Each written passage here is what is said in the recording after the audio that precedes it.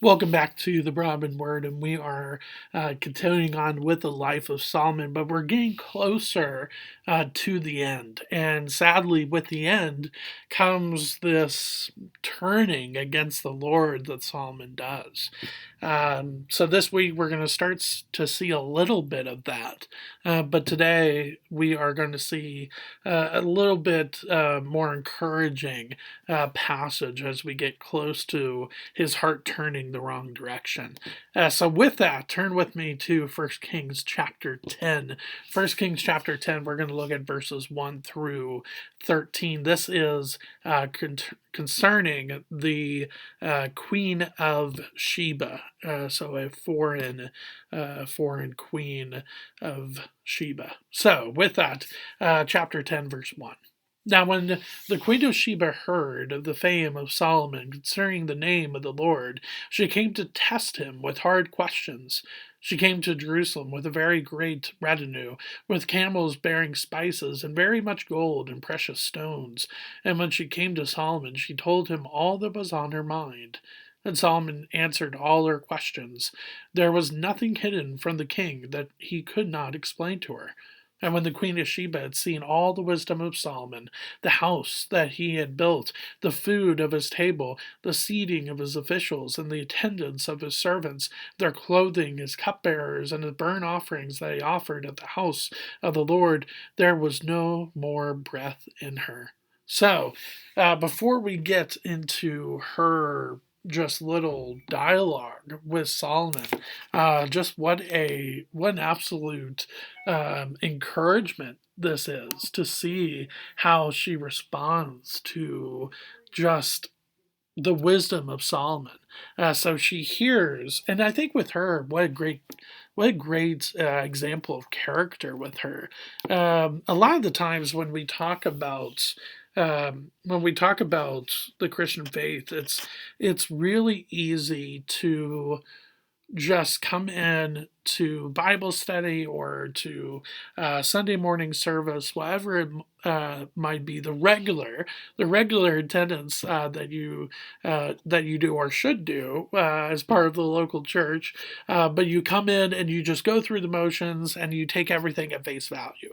Don't get me wrong; it's good to listen, but it's even better to comprehend. And so for Sheba, the Queen of Sheba, for the Queen of Sheba, she is hearing all these good things about Solomon. And I love this here too. Heard of the fame of Solomon concerning the name of the Lord. So it's not just that she's heard about Solomon and she's like a fan of Solomon. No, she has heard about the God of Solomon who is using Solomon to further his glory. And I think that's really, really important to see. So she wants to see, is this real? And so she tests him with hard questions. She wants to see, is this wisdom just a happenstance? Is it just coincidence? Is he just getting lucky with the advice that he gives? Or is there a God behind this wisdom? Is this truly godly wisdom? And when she does see not just the answers that Solomon gives, but the way that he, as we've talked about before, the way he delegates, the way um, he longs to put those around him who have skills, put their skills to use. She is in awe. She is in a state where there is no more breath in her. In verse 5, her breath is literally taken away by all of this, not just the wisdom of Solomon, but the buildings that he has built, especially the temple, and then as well the way that he goes about leading, the way he goes about delegating. So that is really, really important to see. But it continues on. So, with that, verse 6, and she said to the king, The report was true that I heard in my own land of your words and of your wisdom, but I did not believe the reports until I came and my own eyes had seen it. And behold, the half was not told me. Your wisdom and prosperity surpass the report that I heard. Happy are your men. Happy are your servants who continuously stand before you and hear your wisdom. Blessed be the Lord your God, who has delighted in you and set you on the throne of Israel. Because the Lord is loved Israel forever, he has made you king, that you may execute justice and righteousness. Wow, what a statement. And it's cool because, now granted, it seems like she has a very healthy knowledge of who the Lord is. But again, just like we shouldn't take that on face value today, we can't take it on face value here that the Queen of Sheba, whoever her actual name is, we can't take it for granted that she is a follower of the Lord. But she has definitely been given the chance to see who the Lord is through the person and the attributes and the skills that God has given to Solomon. And it's cool to think about this when you and I, as followers of Jesus, when we do put our skills to the test, when we put them to work for the glory of the Lord, for the evangelizing of the gospel of Jesus. This is the way that hope we hope those that we spread the gospel how they would respond. We hope and pray this is how they would respond. Um, look, look at how they treat each other within this church. Yes, it's not perfect, but they love each other because they love Jesus, and that's kind of what we see here. And so, what just a beautiful way of going about this. Most likely, Sheba is probably referring to Yemen. That's my guess. With biblical ancient countries, it's hard to know for certain, but most likely this is probably Yemen that is being talked about. So, with that, though, she does not just give him encouragement by word, but through gifts as well. Verse 10. Then she gave the king 120 talents, which we've talked about. For a talent is about 75 pounds. So she gives him 75 pounds times 120 of gold and a very great quantity of spices and precious stones. Never again came such an abundance of spices as these that the Queen of Sheba gave to King Solomon. Spices in this time are used to elevate food, of course. They could be used to preserve food, but more importantly, they are a way of showing status. But then in the time of Jesus, we see that spices are actually very, very important to use during burial.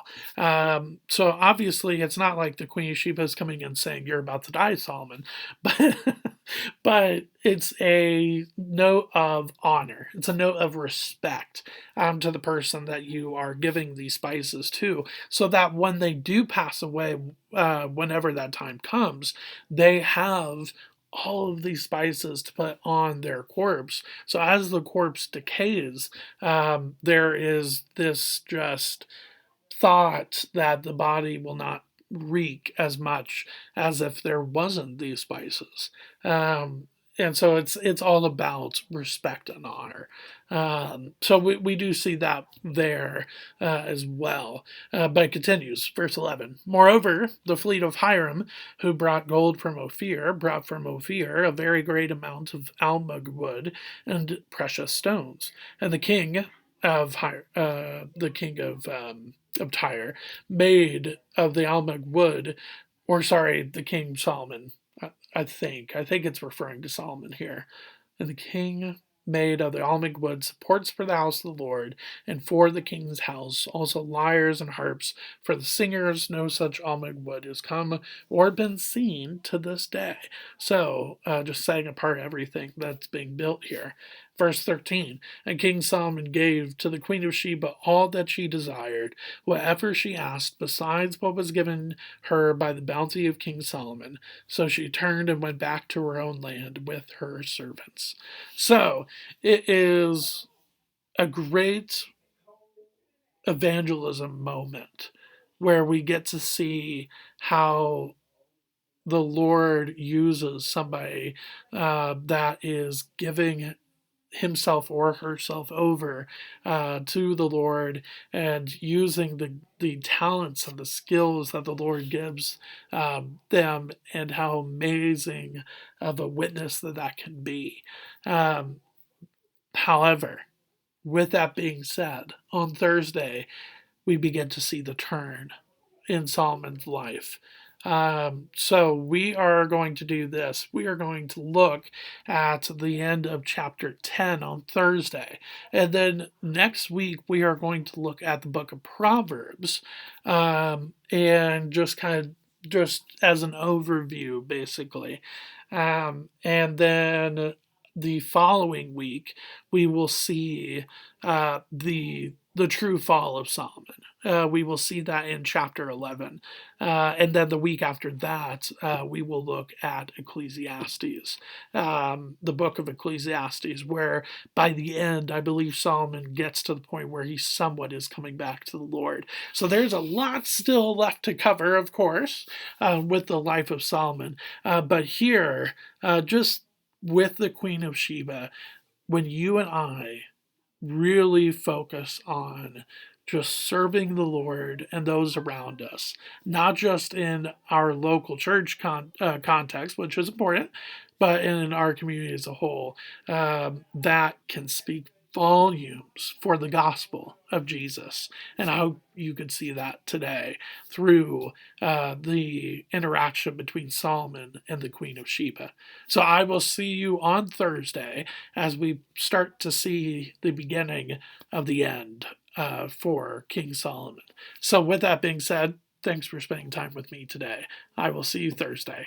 Thanks.